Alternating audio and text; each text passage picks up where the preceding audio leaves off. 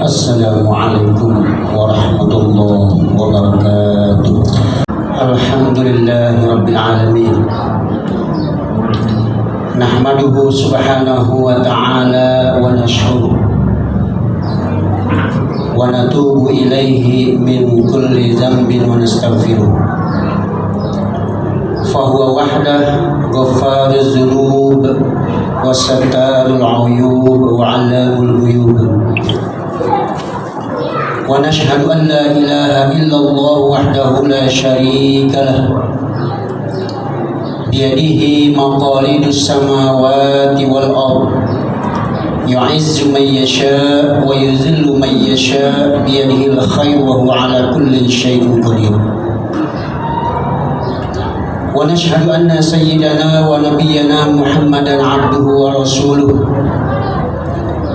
wa safiyuhu wa khaliluhu imamul muttaqin as-sadiqul wa'dul amin. Allahumma salli wa sallim wa barik ala sayyidina Muhammadin wa ala alihi wa sahbihi wa man ittaba'a hadiyahu ila yaumiddin. Amma ba'du, fa ya ikhwatal iman, usikum wa nafsi bitaqullah wa ta'atihi la'allakum tuflihun. Yaqulu jalla dzikru fi muhkami tanzilihi wa huwa asdaqul qailin. A'udzu billahi minasy syaithanir rajim. Bismillahirrahmanirrahim. Wa ma khalaqtul jinna wal insa illa liya'budun. Wa qala ta'ala fi ayatin ukhra, qul inna salati wa nusuki wa mahyaya wa mamati lillahi rabbil alamin. Shadaqallahu azim. Bapak-bapak dan saudara-saudara hadirin jamaah salat Jumat Masjid Jami Al-Mujahidin rahimahullah. Puji serta syukur senantiasa tak henti-hentinya kita panjatkan kehadirat Allah Subhanahu wa taala yang telah banyak memberikan kepada kita semua beragam nikmat, terutama nikmat iman, Islam, dan nikmat sehat wal afiyah. Sehingga dalam kesempatan yang berbahagia ini kita sama-sama masih dapat melaksanakan salah satu kewajiban kita, yaitu mendirikan sholat Jumat di masjid yang kita cintai. Salawat dan salam senantiasa tak pernah kita lupakan, selalu kita hadiahkan kepada junjungan Nabi besar kita Muhammad sallallahu alaihi wasallam yang telah membawa kita dari alam kegelapan menuju ke alam yang terang benderang seperti saat ini.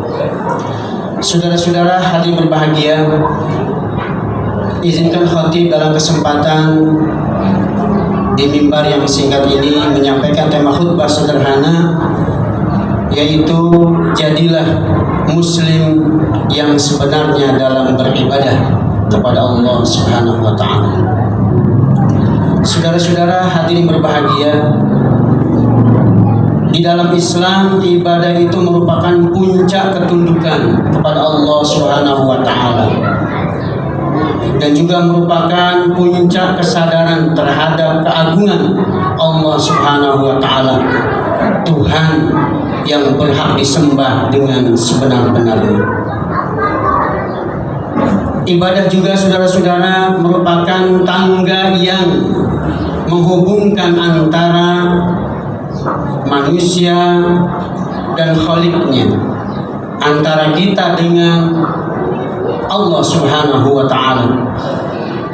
Ia juga memiliki pengaruh-pengaruh yang sangat mendalam pada pribadi-pribadi kita seorang muslim dalam interaksi kita antara sesama makhluk Allah Subhanahu wa ta'ala. Dalam hal itu saudara-saudara, seluruh rukun Islam yang kita kenal, baik itu salat, puasa, zakat dan haji, semuanya memiliki kedudukan yang sama dengan seluruh amalan-amalan lain, yang tentunya semua itu dan semestinya manusia dapat melaksanakannya untuk mendapat ridho Allah Subhanahu wa Ta'ala dan mengikuti tuntunan syariatnya. Ikhwatal iman rahimakumullah, logika Islam dalam agama kita menetapkan agar kehidupan ini seutuhnya ini menjadi atau merupakan ibadah sebelumnya dan juga merupakan ketaatan kepada Allah Subhanahu wa Ta'ala. Inilah saudara-saudara arti dari sebuah firman Allah Subhanahu wa Ta'ala yang di mukadimah tadi khatib bacakan, yang artinya wa ma khalaqtul jinna, dan aku tidak menciptakan jin wal insa, dan manusia illa liya'budun, melainkan supaya mereka semua beribadah kepadaku. Demikian kata Allah Subhanahu wa Ta'ala. Agar ibadah kita saudara-saudara sesuai dengan Islam, satu buah agama yang kita anut sejak kita lahir ke dunia ini. Mudah-mudahan sampai kita meninggal nanti kita dalam keadaan memeluk agama Islam dan dalam keadaan husnul khotimah. Amin ya rabbal alamin. Sekali lagi, agar ibadah kita sesuai dengan Islam saudara-saudara, maka konsekuensinya adalah pertama, bahwa ibadah kita itu harus hidup dan bersambung dengan Tuhan kita, dengan Allah Subhanahu wa Ta'ala. Yang berhak kita sembah hanya Allah lah, tidak ada Tuhan selain Allah Subhanahu wa Ta'ala. Ini merupakan derajat ihsan di dalam ibadah kepada Allah Subhanahu wa Ta'ala. Rasulullah Shallallahu Alaihi Wasallam pernah ditanya oleh sahabatnya tentang ihsan. Beliau menjawab, al-ihsan an ta'budallaha ka'annaka tarahu, fa in lam takun tarahu fa innahu yarak. Ihsan itu Anda beribadah, Anda mengabdi kepada Allah Subhanahu wa Ta'ala, seakan-akan bila kita beribadah, seakan-akan kita dapat melihat Allah langsung. Fa in lam takun tarahu fa innahu yarak. Tapi sadarilah, kalau memang kita tidak bisa melihat Allah Subhanahu wa Ta'ala, sadarilah semua bahwa Dia melihat kita semua, saudara-saudara. Lalu yang kedua, ibadah kita harus khusyuk, saudara-saudara. Khusyuk artinya fokus terhadap apa yang sedang kita ibadahi, apa yang sedang kita baca, apa yang sedang kita lakukan. Tidak melayang ke sana ke sini pikiran kita, dan ini memang satu hal yang sulit saudara-saudara untuk kita lakukan. Sehingga dengan demikian kita bisa menghayati kehangatan komunikasi kita dengan Allah Subhanahu wa Ta'ala, dan bisa kita nikmati nikmatnya khusyuk beribadah kepada Allah Subhanahu wa Ta'ala. Untuk itulah Sayyidatuna Aisyah, istri Rasulullah Sallallahu Alaihi Wasallam, pernah bercerita. Beliau berkata, Rasulullah Sallallahu Alaihi Wasallam biasanya mengajak kami berbicara, dan kadang-kadang kami mengajak beliau berbicara. Tetapi apabila datang waktu sholat,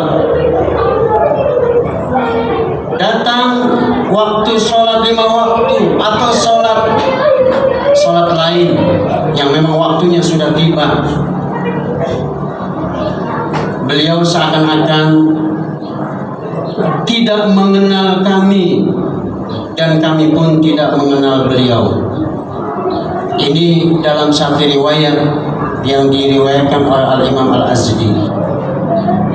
Hal ini saudara-saudara seperti diisyaratkan oleh Rasulullah SAW dalam sabdanya, "Kam min qa'imin hazzuhu min salatihi at-ta'abu wan nasab."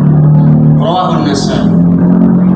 Berapa banyak orang yang telah melaksanakan ibadah salat misalnya, dia tidak memperoleh bagian apa-apa dari salatnya, melainkan hanya kelelahan dan kepayahan saja.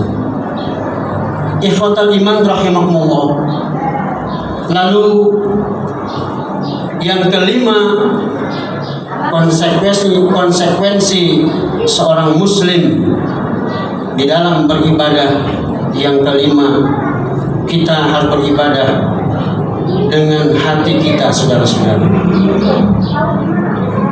Beribadah dengan hati kita dalam beribadah, ini berarti hati kita harus hadir sepenuh hati,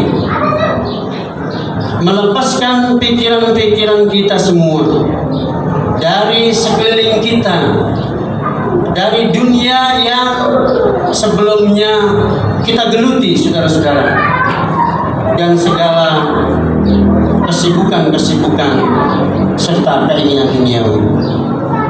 Inilah yang diisyaratkan oleh Rasulullah SAW dalam sabdanya, "La yanzurullahu ila salatin la yuhdirur rajulu fiha qalbah ma'a badani." Allah Subhanahu wa ta'ala tidak akan melihat salat seseorang di mana di dalam salatnya tidak menghadirkan hatinya beserta badannya. Seperti itu digambarkan oleh Rasulullah SAW yang disebutkan di dalam kitab Musnadul Firdaus oleh Al-Imam Ad-Dailami. Ikhwatal iman rahimakumullah. Bahkan dalam riwayat dari Sayyidina Hasan, beliau berkata, "Kullu salatin la yahduru fiha al-qalbu fahiya ila al-uqubati asra." Kata Sayyidina Hasan, setiap salat yang tidak khusyuk, hati kita tidak hadir di dalam salat itu, hanya fisik kita yang hadir, maka hal tersebut lebih cepat sampai kepada penyiksaan dari Allah Subhanahu wa ta'ala. Ikhwatal iman rahimakumullah. Lalu yang keempat, dalam beribadah kita harus tamak. Artinya harus benar-benar kita ibarat dalam dunia itu kita serakah, tidak pernah merasa puas serta tidak pernah merasa kenyang, bagaikan orang yang makan tidak pernah kenyang. Kita harus banyak-banyak mendekatkan diri kepada Allah Subhanahu wa ta'ala, tentu dengan melaksanakan ibadah-ibadah nawafil yang barangkali sampai saat ini kita belum pernah melaksanakan ibadah nawafil, saudara-saudara.